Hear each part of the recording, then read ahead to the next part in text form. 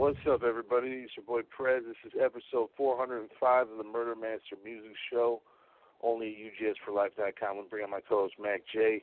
How you doing, Mac J? Yes, what's up with it, Prez? Man, I'll tell you what, man. We're gonna bring on the man of the hour. He's the one that made this show possible tonight. Episode 405. You know what I'm saying? Featuring NYC veteran MC Cuban Link. You know what I'm saying?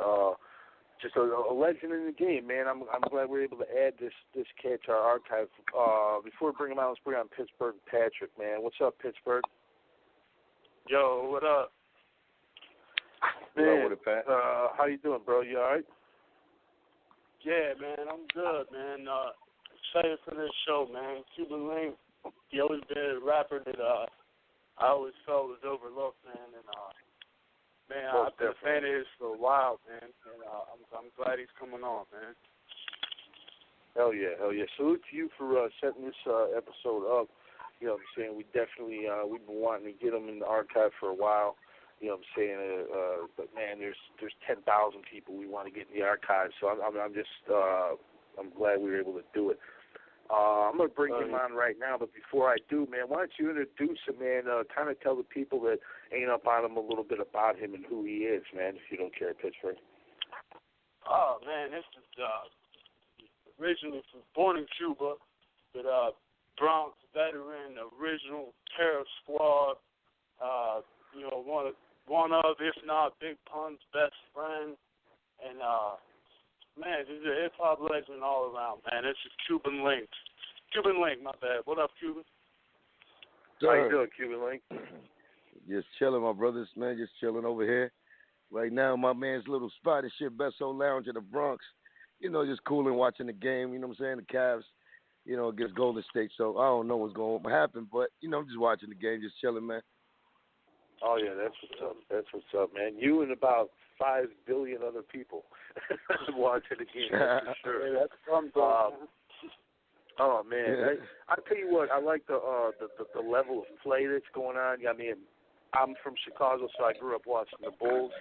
You know what I'm saying? But yeah, there's a lot of energy with these two teams. I think it's good for NBA, you know, but it still ain't fucking with my Bulls, though, man. That era for me was just unfuckwittable. I mean, you remember the games with Starks and Ewing, and you know those were phenomenal games. Phenomenal. You know what I'm saying? But they're definitely taking the ball. They pushing that ball right here with these two teams because they got the energy, like you said, and you know the star players in there. You already know the stars in there. They're going crazy, and so they push to the limit right now. So I mean that's what that's what competition is all about, bringing the best out of the stars, making sure they're getting that money, and making sure you're getting that work done. So you know, you go and see what's up. That's all. Man. You know, it's a good game. That's all I know. Oh yeah, it's gonna be a crazy series. You know what I'm saying? But man, let's start all the way at the beginning, man, because you were actually born in Cuba. You know what I'm saying? At what age were you when you guys came here to the States? Yeah, I'm 5 years old. I came in the Mariel Boatlift. Show by now, y'all know about the Mariel Boatlift. That's the beginning of Scarface. If y'all seen that movie, so that's actually reality. It's actually real footage. So that was the movement where I came through. You know, Jimmy Carter and Fidel got together and made a deal, whatever it was, and you know, we was let go of. In other words, like, you know, if all the Cuban people that wanted to leave to America, they had their chance right there to just if they had any ways to make it back. I mean, to the United States, they was free to do. You know, and America would accept them. So that's why I came through that movement right there. Yeah. Now I mean, you know how important it is. You know what I'm saying? You came here with your family. You know what I'm saying, for opportunity, and you found it here in the States. But now we got this orange Cheeto-looking motherfucker as the president, if that's what you want to call him. Yeah. And he's going hard on immigration, but if it wasn't for you know what I'm saying, people like yourself coming to this country, you know what I'm saying, this wouldn't be America, man, because to me, America is supposed to be a melting pot of everybody, man. What are your thoughts on Donald Trump's immigration policies, if you don't care to talk about that bastard for a few seconds? Well, what I'm saying, my thoughts are a little controversial also. I mean, I feel, because I'm an immigrant myself, so, you know, I'm putting myself in the immigrant shoes, but at the same time, I've been here long enough in America where it's like, I would understand the American mind, and how some people might be on some American shit, you know what I'm saying? At the end of the day, even though immigrants made this land even more beautiful, and it's the actual work of the immigrant that push to propel America to its highest pedestal. But at the same time, it's like I understand what he's saying as far as like America first, and as far as like the terrorism how it's going down, like you know what I'm saying, people that terrorist shit really infiltrating America.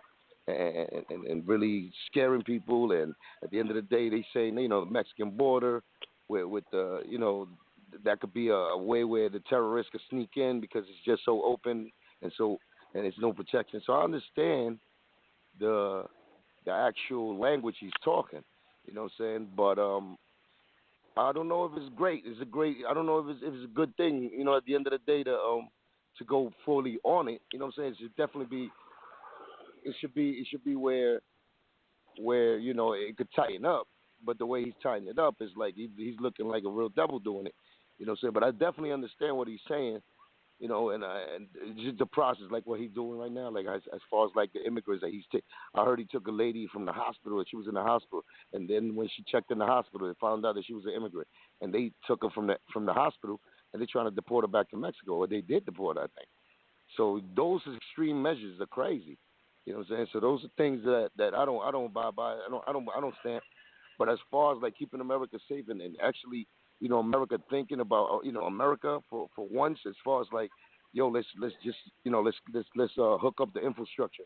Let's really put that money behind the infrastructure and make America beautiful again. Tighten up the borders where people do need to check in before they can't sneak in here. Make it harder for people to get in here, without papers. I believe in that. I believe in that because anybody should believe in that if you're American, because you got to take care of yours first. But it's just the extreme ways he's going about it. It's a little too extreme for people, and it's too extreme for me. I feel you. I fully respect that, man. You know what I mean? Like, he's going. You don't mind immigrants coming here if you want to be careful. You know what I mean? I get that. It's safety first, though. Safety is definitely first. Safety is definitely first. So that's what I'm saying. How the world is today, how crazy it is as far as like people want to do dumb shit, just for a cause of their own.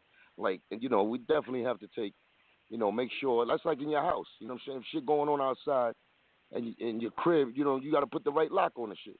Because niggas can pick it. You know what I'm saying? If you got a bunch of crackheads outside trying to get in your house every day, you're going to have to put that cop lock on it. Make sure that door is right adjusted. Make sure you probably got cameras outside. Make sure you probably got, a roof. You go to the roof, you got a sniper's, thing just in case they're trying to violate your family. So it's just basic like that.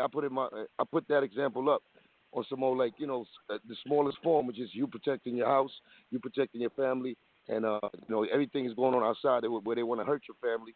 But at the same time, it's not everybody that want to hurt your family. It's just you got to be on point. That's all.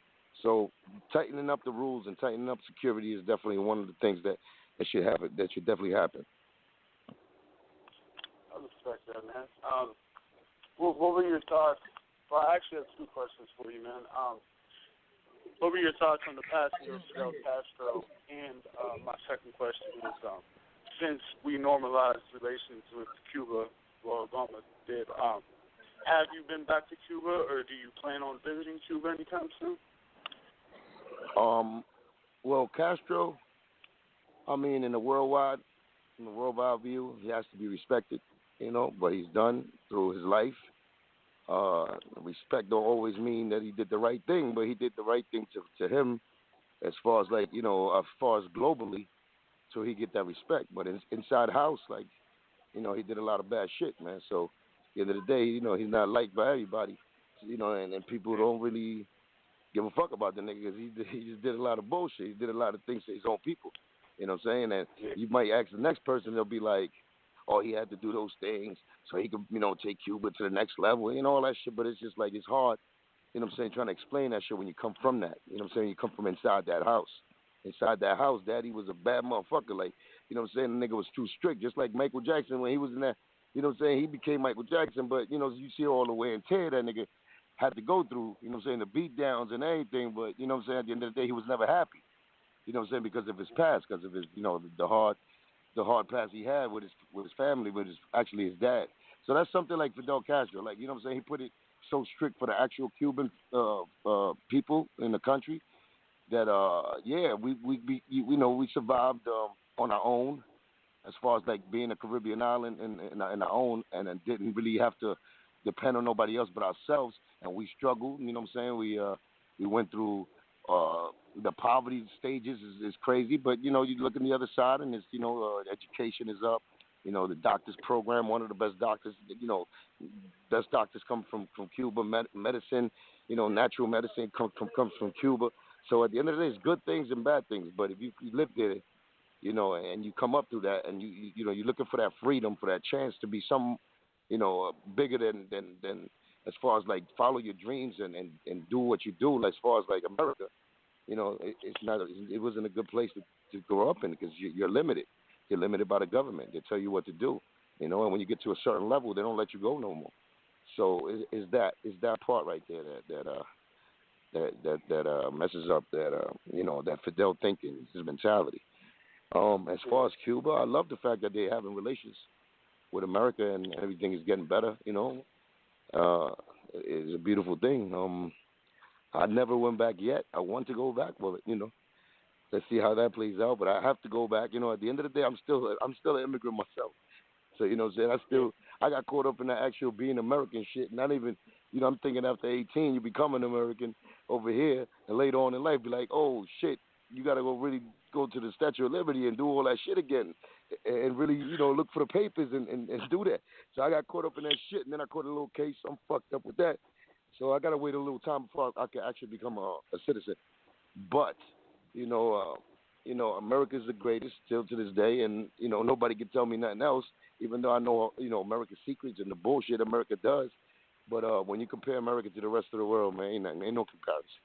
America's still a shit. Yeah, definitely, man. I love America. I just don't love some of the people that's running the show. You know what I'm saying? But yeah, when it comes down to it, when it comes to it, I never did though. I never did. I never did, man. I mean, Trump. If you're talking about Trump, man, Trump, you already know, man. That nigga's not a politician. You know what I'm saying? He's not a politician. He's a businessman, and at the end of the day, what people like, his image is what people like. Some people like. You know what I'm saying? His image, as far as like being a rich, nobody could tell him what to do. The type of person. And when he was coming up in the actual presidential race, that was his message. I mean, you know what I'm saying? That was his message, and that's why he won. Because people got tired of all the corruption that was going on beforehand.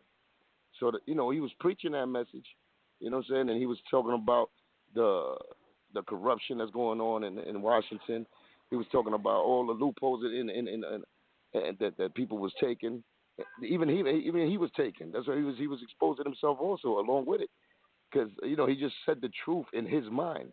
And his mind was really our minds. It was like, word, y'all be thinking like that too. But his intentions is another thing. But he was definitely kicking that shit where you felt what he was saying was the truth. And he went against everybody. He went against the party that backed him up. So, that's why it's one of them. If you don't mind me asking, I didn't vote for him. Okay. Nah, I didn't vote for him, but I was definitely, I got some chills when he was saying certain things. Like when he sat down in the Republican shit in the beginning, when he was doing the Republican race, to be nominated as far as the Republican Candidate. Like when that nigga said in front of everybody that this nigga George W. Bush is the reason America brought down the Twin Towers on his watch and all that, and that nigga and all the Bushes was there, and everybody started booing him. That nigga did not take that back, man. That shit was like, wow, that nigga got balls, boy. You know what I'm saying? That nigga said it in front of all them niggas. So I respect that. You know what I'm saying? I respect that. He said what I was thinking. He said probably what you was thinking that day. Because it was the truth. You know what I'm saying? It was the truth. So that's what he did. He played America with the truth. And now, you know how usually motherfuckers who are corrupted and motherfuckers always have a shiesty mind. They tell you the truth. But then later on, they switch up and they do their bullshit. Just like what Fidel did. Fidel, when he took over Cuba, he was telling the people the truth and the revolution and this. No, we can't let nobody control us.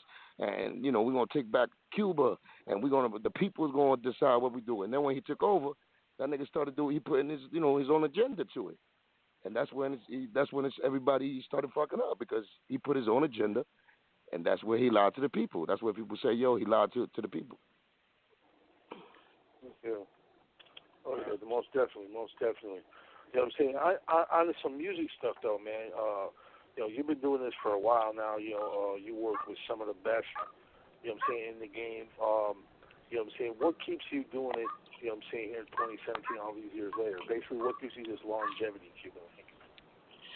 Basically, it's the fans, man. The fans and my love for the music.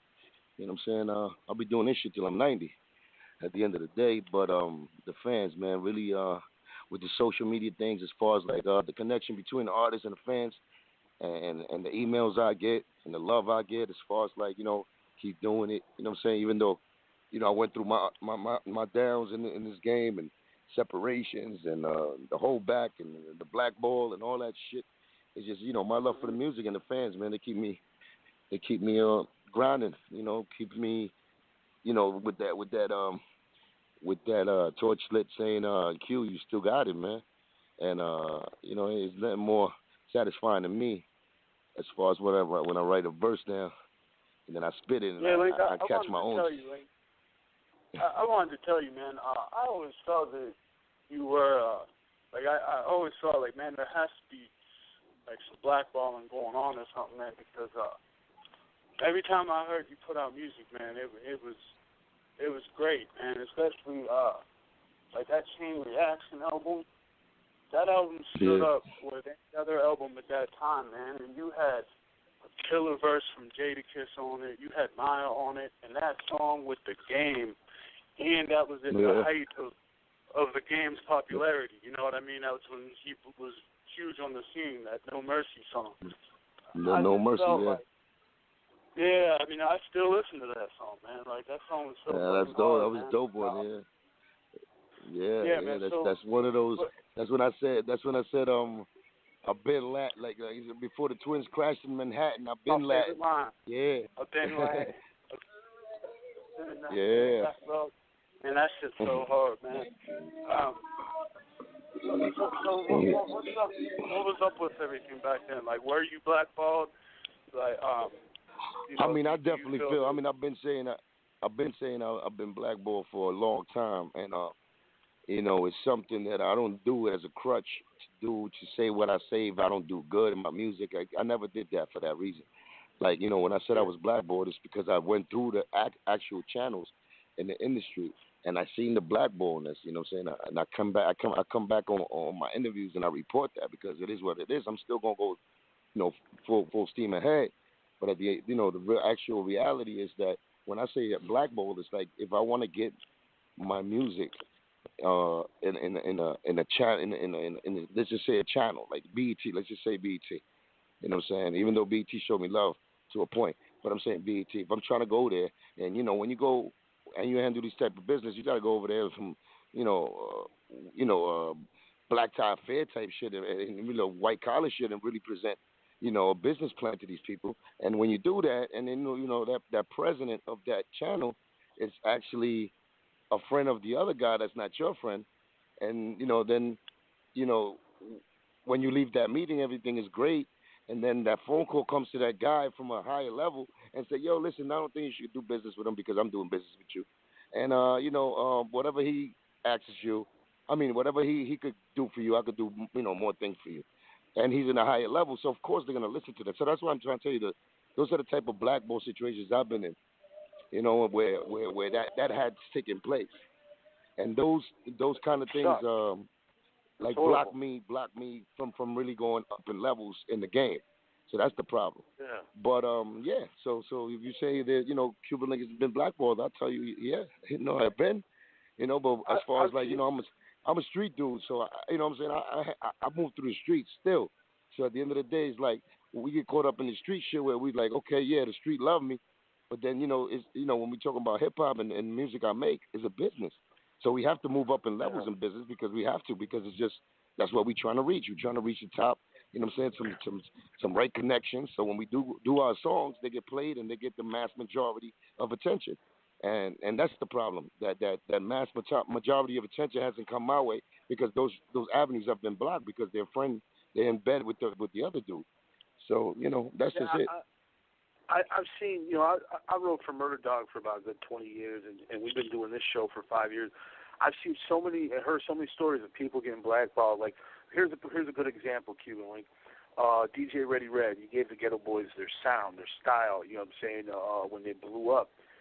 If you look on the Scarface's first solo album, they got his face blacked out. He's on the cover, you know what I'm saying, he's reaching for the cocaine on the table, but his face is blacked out. You know what I'm saying? People, that happens a lot to people in the game. Who do you think is behind doing this to you? Do you have an idea? Well, of course you know it's the nigga. Whoever runs with the fat fuck, with the fat Joe nigga. Bottom line, you know what I'm saying. Now me, if I want to do an investigation on it, I'll tell you the names and all of that. But that's just me exposing niggas that they should ride for him. So it's not like I'm saying like they shouldn't ride for him, or it's just that when they're in positions when they're in a position of power, a friend of mine, you're gonna ask him for a favor. Or you know what I'm saying, you're gonna be scared to do anything that's not for your friend, your guy. So can I blame him all the way for not? You know what I'm saying? I mean, I blame him because I know that it's not just me that went through the situation. I'm sure there was thousands before me. Even back to the fucking 40s when doo-wop music. It's just it's a music business thing. So what I'm saying is like all of these guys that came up, as far as like, look, let me just let's break it down. Like Joe came in through Chris Lighty. Right, Chris Lighty is the one who backed him whenever when it came to the music. That was his channel. That's how he got his deal with Relativity and all of that. Then he had his alliances with Steve Rifkin, and then after that is the dude from Atlantic Records. I forgot his name, but anyway, that dude. These are powerful people.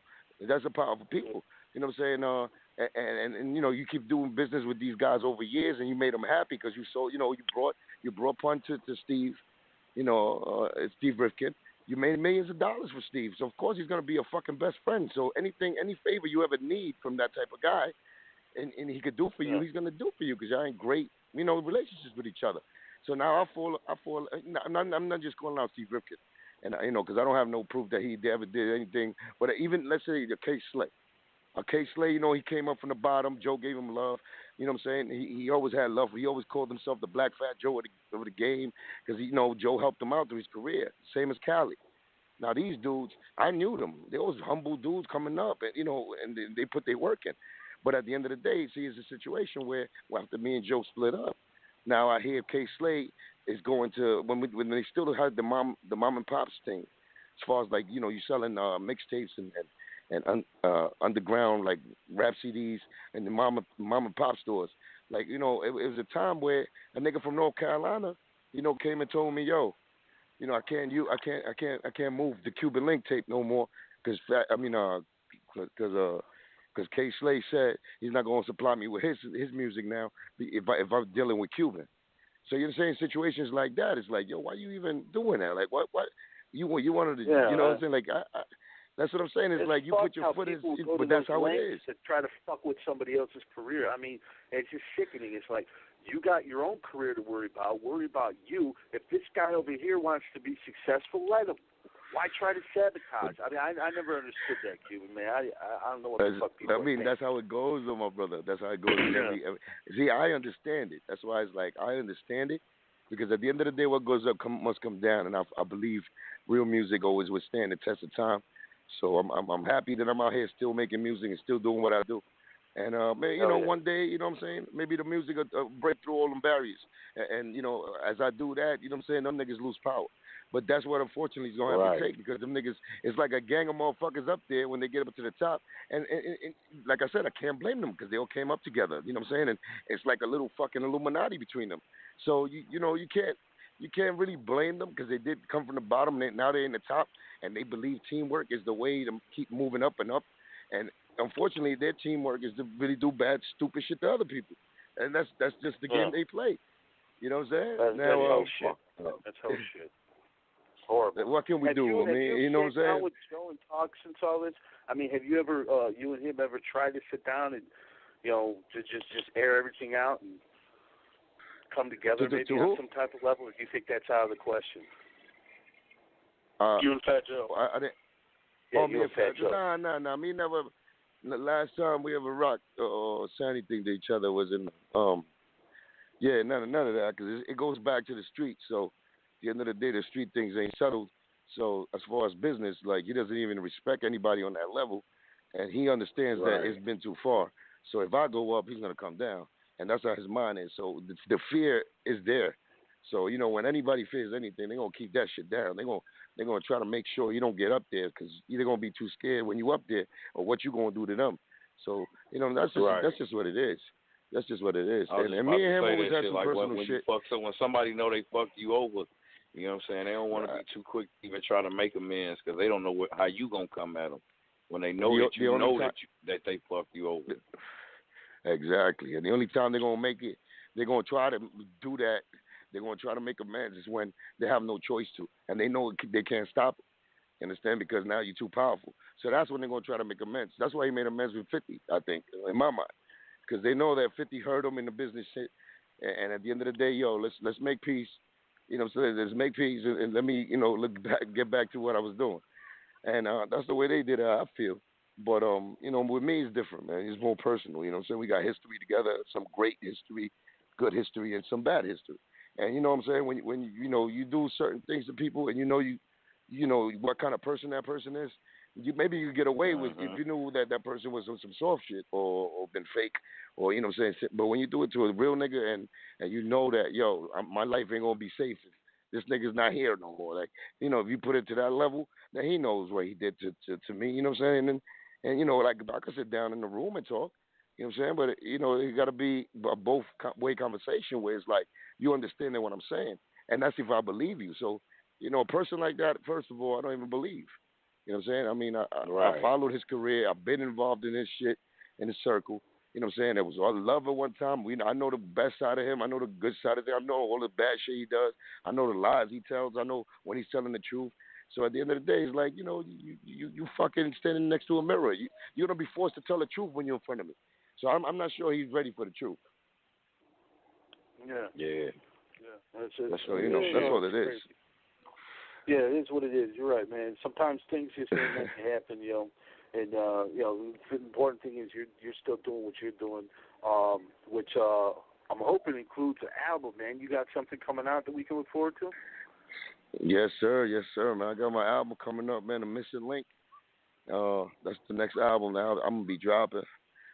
Also working on the Spanish shit, Hijo de la Calle, and I'm venturing into the Spanish world too. I've been doing it for a minute. I got a little video and a little song I just put out. It's called Tremenda Figura, but it's not mine. It's actually I'm featured on it. But it's like I did the hook, I did my verse, and it's a little little merengue shit for the Spanish shit. I'm spitting my shit in Spanish. So I mean I could always do. I could have always done that, but it's just more now that I'm lately I've been venturing into that because I need to show my people as far as like that side of my people, my Spanish people, what I could also do. And I feel MC, whatever language, if he kills it, man. He does it what he does it. But of course, my hip hop is my first love, and I do my hip hop in Spanish too. And that's what I do. Right, y'all all around with that shit. Yes, sir. Rest in peace to Pun too, man. Of course, man. That's the brother that put me on. So you already know how that goes. I try to make him proud whenever I do something. So Yeah, Cuban. I just wanted to let everybody know, like for the listeners that aren't familiar with you, I just wanted you to make it clear that like you weren't just in a group with Big Pun, that you wasn't just some rapper that you knew. Like you guys were like brothers. You know what I mean? Yeah. We came up in the Bronx, man, from the corners, from playing ball, from doing the boxing thing, from before rap. You know what I'm saying? That was my brother. Like you know what I'm saying? Somebody I hung out every day with before the rap thing. So we got into the rap thing actually together. You know what I'm saying? So that adventure. You know what I'm saying? He took it to the next level. I mean, I did my rapping thing here and there before I met him, but when we got together and we put the energy together, it was a rap. Like you know what I'm saying? He took me to the greatest voyage of my life. You know what I'm saying? He took me with him. You know what I'm saying? And I owe him that. And at the same time, I have to represent for actually after all these years. I got my own name and I got my own fame. So I know I'm attached to him. Not to say I always use pun to, wherever I'm at, but that's just me, man. You know what I'm saying? Like I always said, whenever I do an album, it's always going to be a song dedicated to pun. You know what I'm saying? That's me. That's me trying to keep his name alive and letting the young boys let them know this is how real friendship rocks. Through music, and that was my motherfucking brother for real. You know what I'm saying? And right, but that's music. I'm about to say that's a great attachment, though. You know what I mean? Because if I'm pretty sure if something would happen to you and Pun was still around, he'd be doing the same for you. You know what I'm saying? That's when you know you really rocking with somebody. You know what I'm saying? Like we had Mr. Servo from time to time, and he always talk about how good Pun was when he came up and did the song. Mr. Servo, shout out to Mr. Servo. Show y'all that love too. Yeah, now he was here. He was rocking with us. I remember when we went to I was there when they did the studio session, Mr. Servon. So you know what I'm saying. I was there when they did the vid and all that, man. So he went to the tunnel with us, I think, back in the days. So that's and shout out to the whole Master P, man. The whole Master P conglomerate, man. That man did a lot of things also for the game, and you know what I'm saying. He did it from the bottom up. So you know what I'm saying. Mr. Servon was one of the rappers and one of the people that we got around as far as from the South. That we kept it clicking like that, like what I'm saying, he was just real like that, and he was just we just have fun like that, you know what I'm saying, and he was lyrical with it, and we respected each other's, as far as like the hip hop part of it, it was just love, man, and that was just real, you know what I'm saying. When we dealt with people back in the days as far as like that, it was always real because they felt the energy we came from, and you know what I'm saying, and they seen Pun was the leader when it came to that, but I was in the sidelines just watching it, and of course, we mingled with all these rappers, but niggas know who I am, you know what I'm saying? Niggas knew that, wherever they saw Pun, they saw me, and that's just the way it was.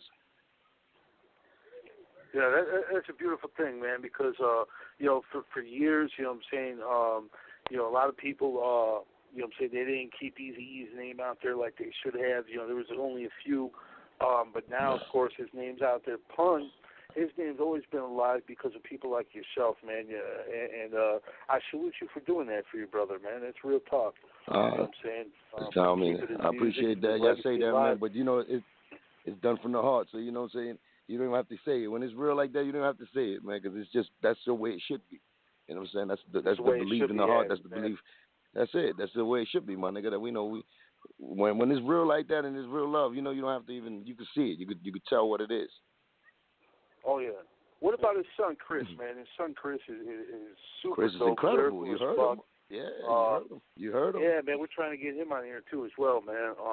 What's it like seeing, you know what I'm saying, him do his thing, man? Do you see a lot of his father in him? Because, man, he's like I see everything. The funny shit. Shit. But he's got his own thing, too, Yeah, no, I see everything. I see Pun in him and everything, in his stride, and his rhymes, and his attitude, and his mentality, the way he rhymes, like as far as like what he thinks about everything. Everything is fun. It's just the funny shit is that he don't want to even be compared to Pun. That's the shit. It's like you know what I'm saying. So it's like, damn, you can't even, as much as you're trying to run away from him, you can't because it's who he is. It's in his DNA. So I mean, that's something that later on he's gonna recognize. Because right now I think he recognizes it, but he doesn't really recognize it. Like I recognize it because I did shows with him. Like I did shows with Chris, and I see the movement, I see everything, I see his energy, and that's his pops, man. And it's a beautiful thing for me watching that and seeing it up close like that. And I'm very proud of him, man. Yeah. I read somewhere, Cuban, that like back in the day, Chris was rapping with was it Benzino's kid? I think it was Benzino's. 3 down. It's called 3 down. I think three down. Yeah. Yeah, you used to help him out, like write some shit for him or something, didn't you? Yeah. We was all, me, Scorp, which is his manager now. I mean, I wrote him a little joint. I wrote him actually one little joint called Mamacita, some little kid joint and shit. And the other guy from 3 Down, little kid from 3 Down, was singing the hook and all of that. Be my Mami Chula, what it was. I think Mami Chula.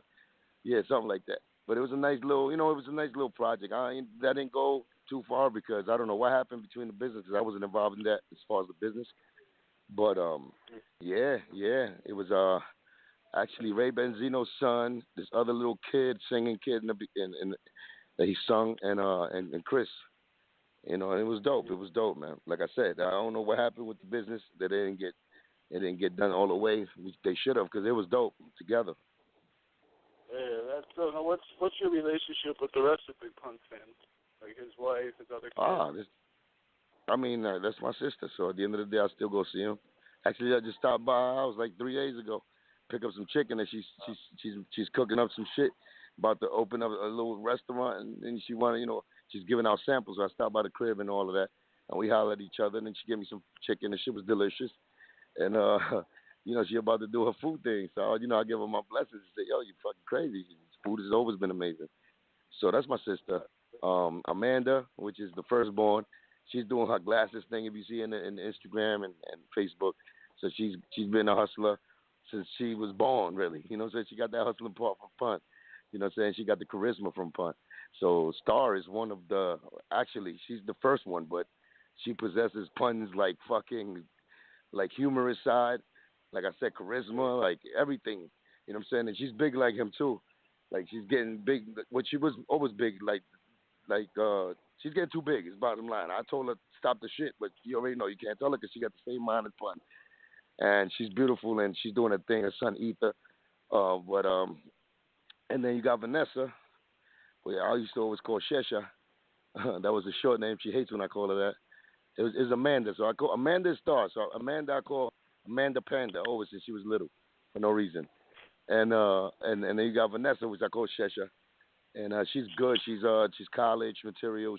She's sung for a little bit, but she's doing an art and design thing, and she's very creative, man. And she just got she's more like Liza. She's more laid back, passive. But she was always the strong one, and when she was growing up, like she was always the inside strong, not physical strong. Physical strong was Chris and Amanda, but Vanessa was headstrong. Like she was the only one who told Pun, "Nope, I'm not doing it." You know what I'm saying? Like, and Pun used to look at her like, I can't even fucking do nothing to her. like he used to get mad at her because she used to stand up and be like, "Nope, I'm not doing shit." You know what I'm saying? When she was little, like probably like 2 or 3 years old, she was like, "Nope, I don't want to do it." And Pun. Pun at that time was real strict with his kids, man, and he there was times where the kids were scared of him and all of that, and they would do what he said. But Shesha was the one that was like, "Nope, I'm not doing it." So it's great memories, man. When you go back then, man, great memories. That's great. You still keep in contact with them, man, and that just shows, the brotherhood. I'm glad to hear about his family too, man. It's good to hear everybody's doing good. And shout out to his wife. I hope her business is successful. Yeah, she's doing her thing, man. She's doing her thing, man. We've been through some shit, man. Especially her. So at the end of the day, I understand. Like, even though when she goes in as far as like her heart and what she's been through, like I can't say nothing. I just gotta be like, that's her story. You know what I'm saying? She got her own story. She does. It might be a painful story. And when it's too much pain, there's always too much greatness and too much good shit. That's what happens, man. That's what happens when it's like that. And she got definitely one of them stories, man. And her husband was definitely my brother, and she'll tell you that herself. She used to get mad at me for always taking her time. She used to be like, "What the fuck, you fucking ham?" You know how motherfuckers be like when you got wifey, man. You hang out with another nigga too much, and that's your best friend. They'd be, "Why'd you fucking? Well, you should have got married to that nigga then." You know what I'm saying? So it's like that. It was like that. My wife was doing that with Pun. At the end of the day, my wife was like, "What the fuck, nigga? You should have married that nigga. You be spending every fucking minute with him." So so that's the type of relationship we had. Yeah, Cuban, we're actually going to play Flowers for Dead here in a little bit, man. But I just wanted to salute you on that, man, because I lost my brother last year. And when I hear that song, man, like, the hair stand up on my arm and everything, man. And, like, you can tell in that song that that's just 100% real shit. That Big Pun wasn't your friend. Like, he really was your brother. You know what I mean? So no doubt. No doubt. That song. You know what I'm saying? No doubt, man. You know how it go, man. Some tracks, man, just take us back to the actual time of something that was, something that bad happened to us, something great that happened to us. That track right there just embodied everything of my heart and my soul to somebody, to another brother that another human being that was really close to me, man. You know what I'm saying? And me, remember, I came from Cuba with just my moms, my pops, and my sister. So when I got here, to really add somebody like that, or somebody to come to my family, and me consider them family, and them consider me family, and then we go that far, and we take it that far, he takes me with him.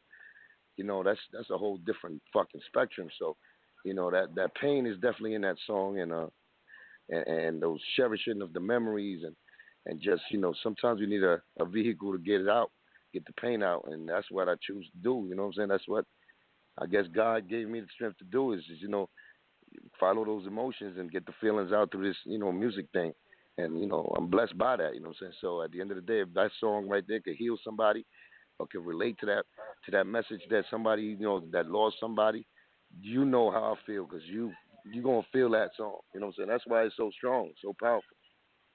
Yeah. Well, I'll tell you what. Let's go to that song right now. When we come back, we'll take a couple callers, and then we'll close out this dope interview with Cuban Link right here on the Murder Master Music Show. Don't go nowhere.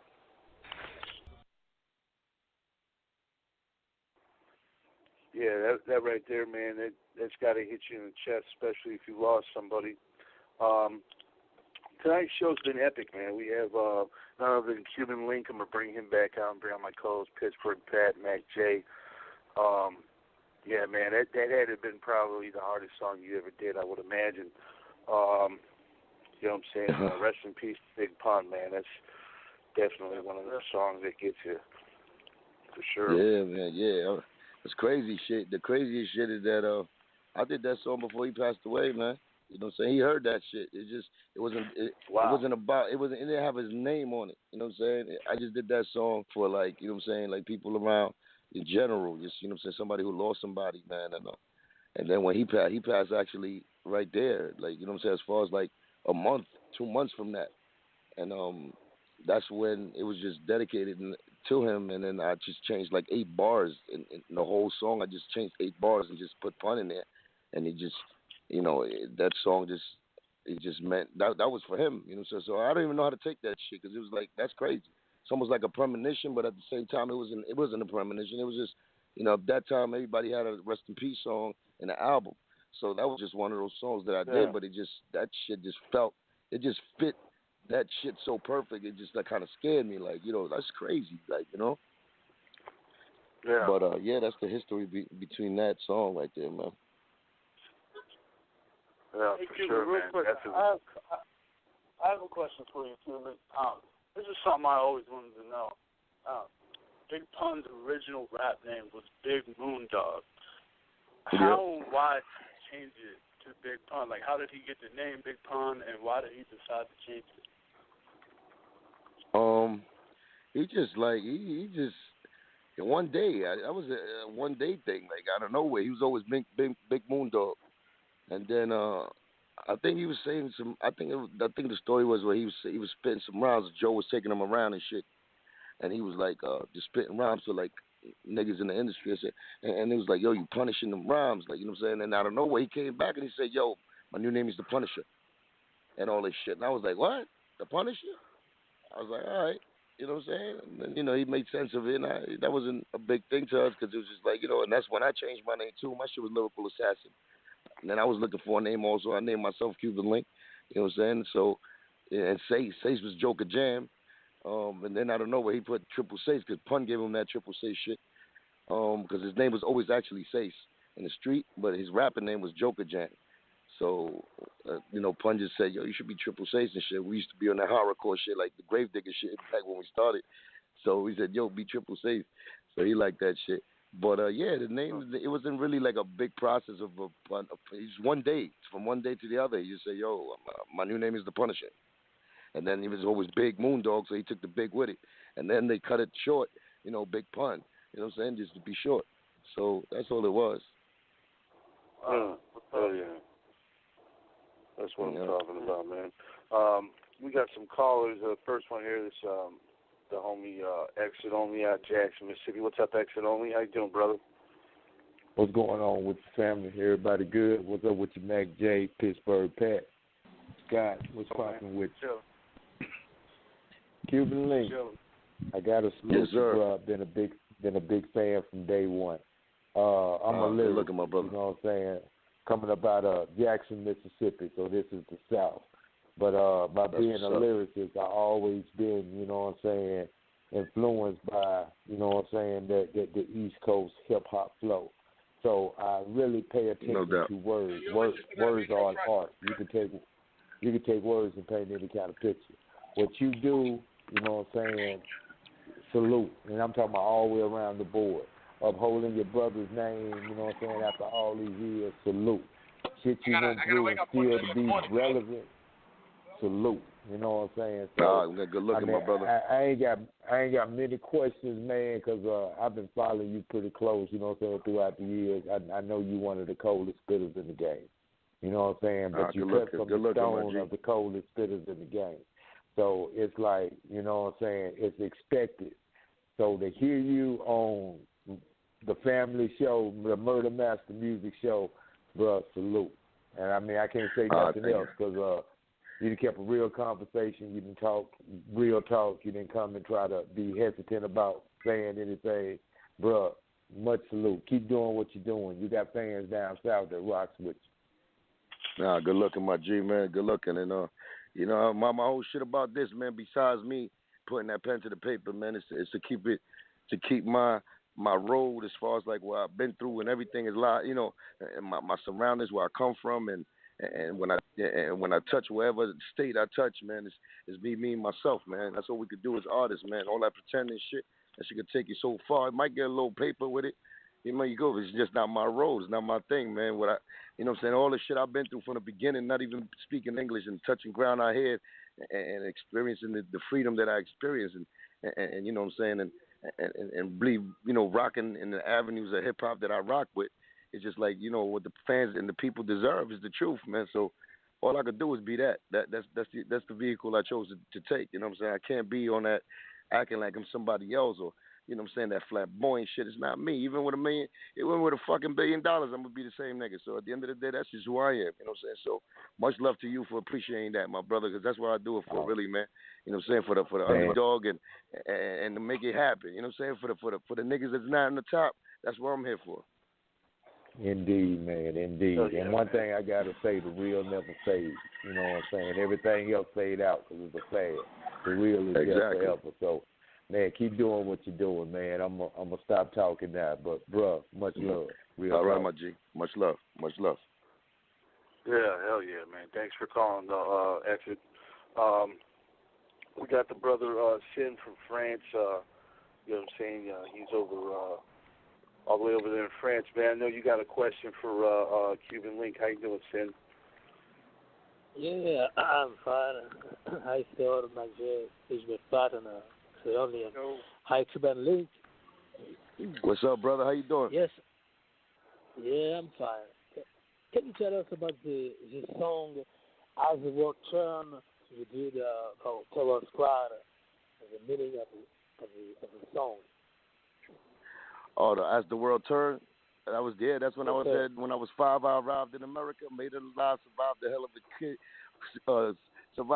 a trip, kid. I'm telling you, selling the freedom town to put my feet on the ground, see what's around, and lock shit down like Nino Brown. I'm bound by honor. Yeah. I remember that. Yeah. And how it was to work with Big Nuts or have the books, how it was to work with them for the tracks. The Beatnuts. The Beatnuts is a beautiful thing, man. You know, I got to give them a lot of credit. You know, they was the ones who put us really on the map. When I say put us, I mean me and Pun.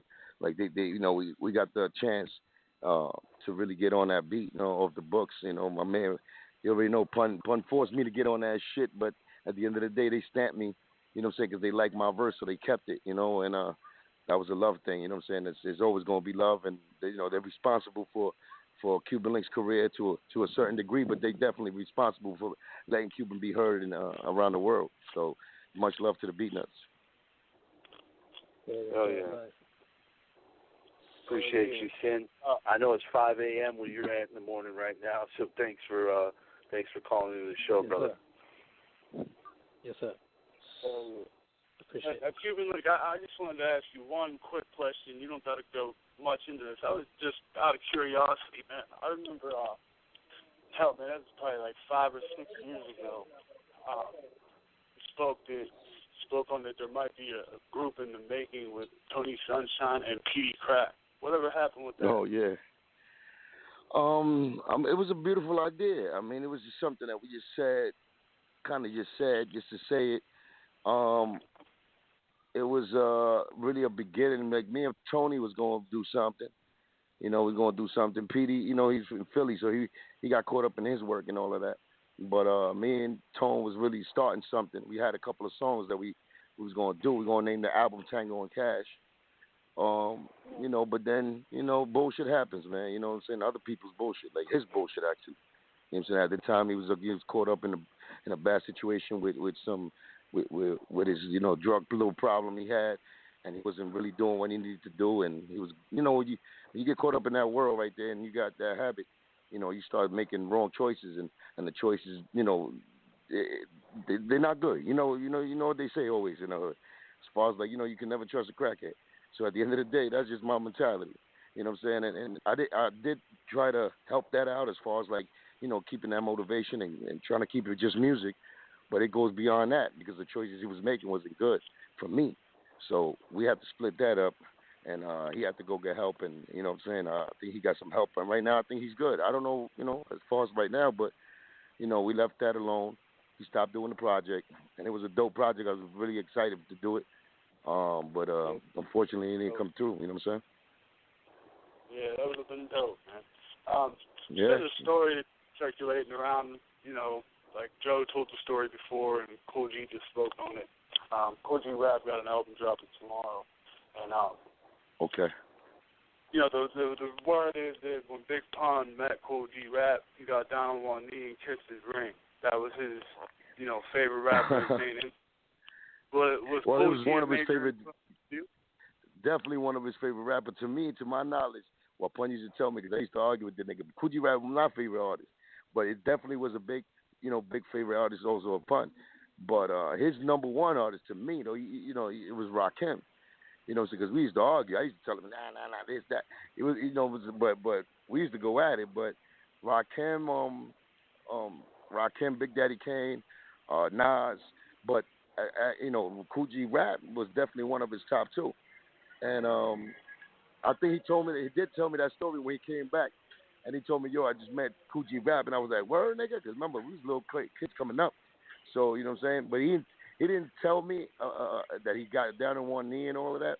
But later on, I heard that he did that. Joe said that. Joe said that, too. And it's dope. And that's a dope thing to do. Because at the end of the day, you know, that's paying homage to the king. He's one of our kings. You know what I'm saying? So Kool G Rap has definitely got that crown. Yeah, when Kool G told the story, he said he kissed his ring, and he was like, man, I respected that because I know Pun is a real dude. You know what I mean? No, yeah. Respect. You know what I mean? He said, you know, he was very respectful to Big Pun. So, was Kool G your favorite rapper too? Did you say? Yeah. Kool G, my favorite rapper. Hell yeah. Yeah, that man right there. You know, it was the metaphors. It was the strategy. It was the wordplay. It was come on now. He put words together that didn't you wouldn't even think of putting together, man. And his thought process, how he made metaphors. You know what I'm saying? Come on, you bitches, don't make me laugh. You couldn't deep throat G-Rap if you was a motherfucking giraffe. Like just the comparisons he used to make, like funny shit. His comedic side. So he was just that nigga. He to us, man. He was just, to me, he was just that. You know what I'm saying? He was Big Daddy Kane, like I said. Big Daddy Kane, Slick Rick to me, Kool G Rap, even Master Ace back then, man. I got a lot of them, man. NWA, I got a whole bunch of them, but the one that stands out on top, that it was definitely G Rap. Yeah, I agree. Yeah, I agree. Shout out to Kool G Rap. Drop his help tomorrow, man. Good to see veterans like him and like yes, sir. Have the motivation to do it. You know what I'm saying? Well, I'll tell you what, man, it's been a huge honor having you on this show. We definitely want to have you on again in the future if possible, bro, because you know, we had a real good time tonight. And man, it's been a pleasure, man. It's been a pleasure. You know what I'm saying? It's been a pleasure, my G. I already know, man. And I'm working on that new album. You already know I'm working on that new album. So when I get that music right and tight, definitely send it to y'all brothers, man. get that shit playing in there. Yeah, man. I'll keep in touch with you, man. I'll keep in touch with you through Instagram and shit, man. Anytime you got something new, just hit me with it. And we got 5 different shows on this little network here, man. So we'll definitely give it some run, man, for sure. Definitely, man. I appreciate y'all, brothers. Y'all have a great night, man. I'm back to watching that game. You know what I'm saying? And doing my little ball thing over here. You already know. All right, thank you, man. Thank you. You take care. All right, my brothers. No doubt. You too, man. One.